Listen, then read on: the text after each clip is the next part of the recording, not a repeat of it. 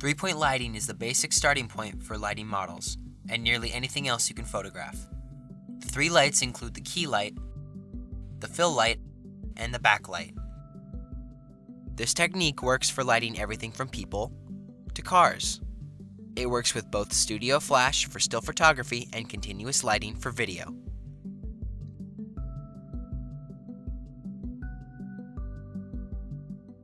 The key light is the main light in your setup.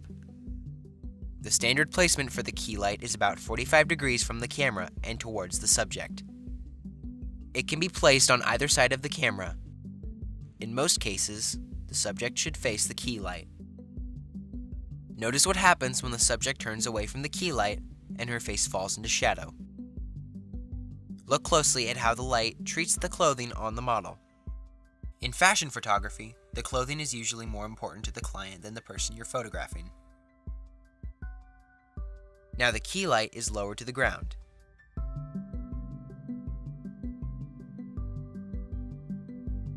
The key light is now raised above the subject.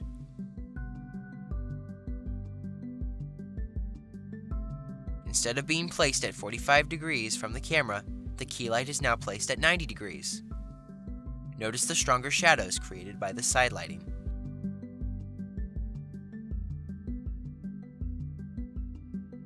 Placing the key light above the camera tends to flatten out the subject's face and de-emphasize any wrinkles. This is called flat lighting, or sometimes glamour lighting. This lighting is not very dramatic, but it can be flattering to the subject. When it comes to positioning your lights, you are only limited by your imagination. Experiment with the key light and see what placement you like best.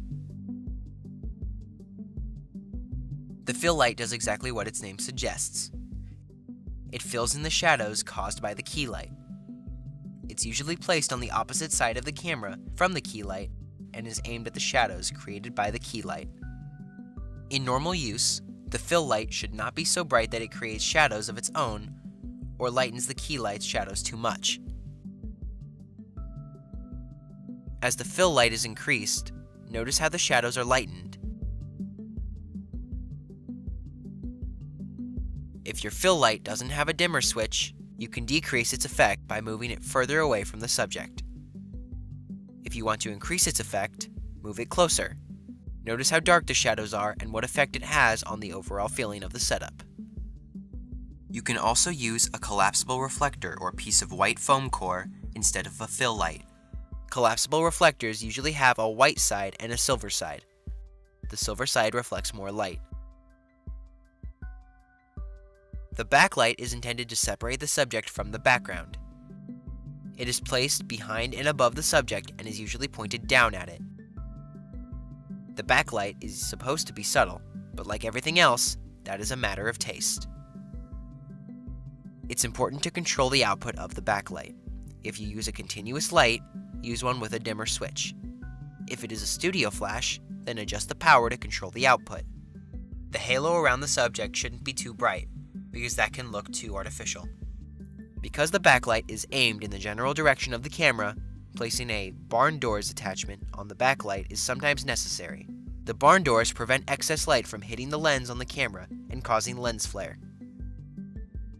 Three-point lighting is a versatile way to light any subject. Once you are familiar with how it works, it's a great jumping-off place to other lighting methods. However, because of the excellent results and relative ease of setup, many photographers continue to use it throughout their careers.